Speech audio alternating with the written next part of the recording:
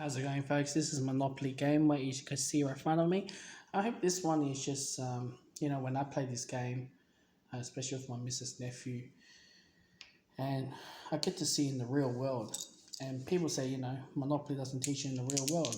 You roll the dice, you get a number, you move around. All right. Now I've got this house here. Now, in real life, when you look at this, you play, obviously you try to with your mates, you have some, you know, three houses, and then after that you go to hotels, things like that, right?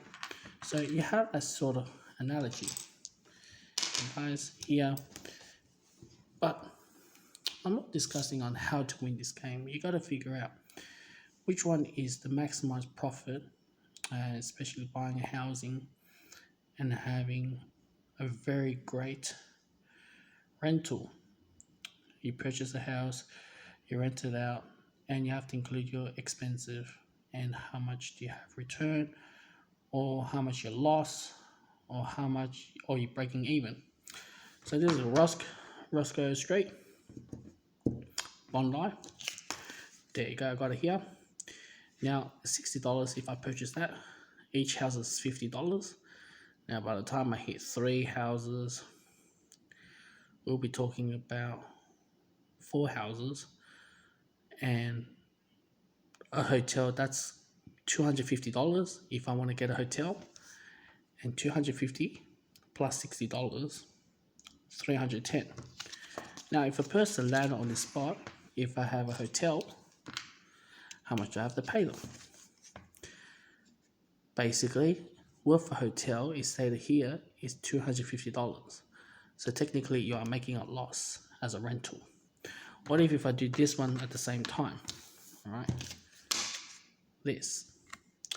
So $250 plus 60, and that's a total of $310 just for this house. And someone land on the spot is $450. This, at least you got some money in return. So when I think about this, how much were we getting back?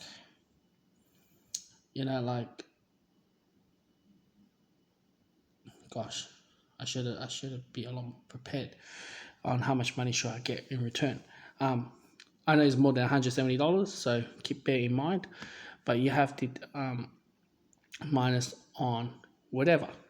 So these are the examples, and all these games here, obviously this is the most expensive side, and each houses you buy is $200, and by the time you hit 4 houses and a hotel, we'll be talking about 1,000, but obviously, we just talk about this because I have the car in front of me, right?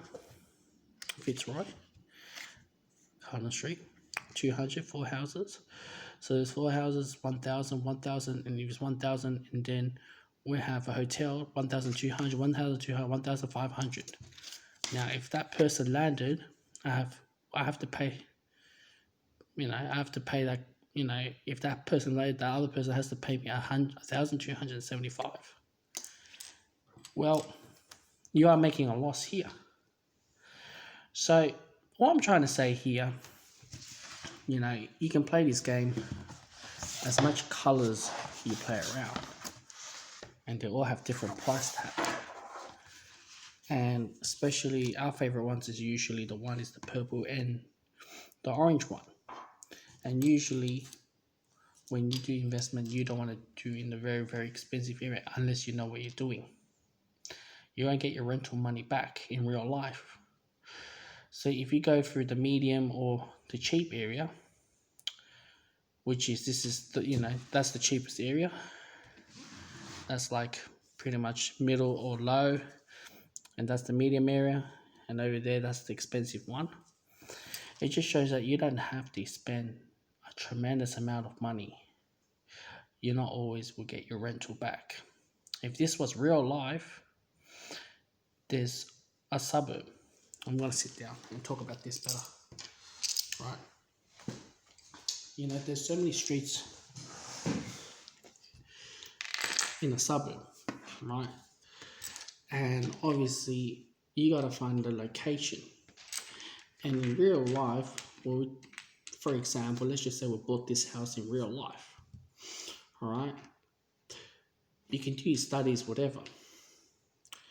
Maybe it's an old house, run down, or it's old, or just need a bit of touch up.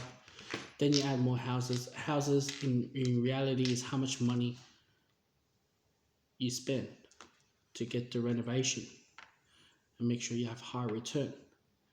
Now, not all houses in real life will get to that stage. You have to find out the geographic location. For example, is you got to meet the people's demand. For example, is it close to a shopping center? Is it right next to a shopping center? Is it close to a university or next to a university? Is it close to the city? Is it a quiet street? And is it a school zoning? And it's a safe area. It's a great, you have to understand the buyers or the rental, the person, because at the end of the day, you got to invest in expensive on renovation, and you make sure you have high return. I've been watching a lot of Rich Dad Poor Dad videos, and it brings me back a lot of memories with my father when I do a lot of portfolio investment. So basically, we'll buy this house, renovate it, and we'll flip it and we'll sell it. But Robert, the Poor Dad, Rich Dad, stated that in the long run, you gotta pick and choose which one's a good house, and you maintain the house until the house is unable to sustain that sort of rental. Then you move on to another house, and it perfectly makes more sense. And this is reality. You gotta find out. Like, for example, this is an old house. You gotta renovate it. And this is a ball game. This is according to the blocks. You spend, I don't know, for example, a fresh new paint. First off, a house can be anything, and a house is a ongoing repairing, unfortunately, especially old houses, right? They have their age, and it will deteriorate. The problem is we gotta find out, is it a brick house, full brick house, single brick house, timber house, or cladding house, asbestos house. You gotta find out the foundation. When you walk into the house, how's the flooring? Is it squeaky? You go to the roof. You gotta find out how's the roof condition. Is there any maintenance, things like that? And look around. You may need to have pest control, or perhaps you need some gardening. Maybe it's a huge backyard, or this and that. Or there's so much to look for a house. And some cultures, they like number. For example, Chinese. I'm Chinese. We don't like number 4. We like number 8. This sort of stuff makes along. Or some people out there, I know rental doesn't look carefully, but I look at that in the portfolio investment, and you want it to have high return. And that is something that I've really lost in the past, but I reckon during the coronavirus, this is the best time to buy houses. I'm not saying right now, but probably fall down the cliff very soon. Give another 6 months to 5 years, you'll get there. The longer it drags, the more painful the housing investment. But that is something that I never learned across my mind until when I keep playing this game and start to realize what's it like.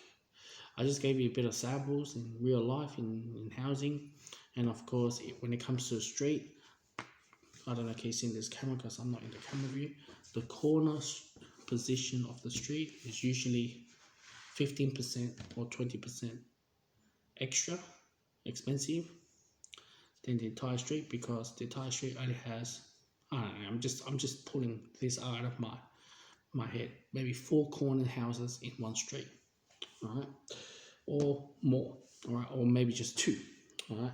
So you have that, and it's just all about all these investments here, and every single house on the street values differently. You look at the history of the property, and 750, 900, 750. So if I put New South Wales 160, I bought 4 houses. So five houses, including hotel, 500, 660.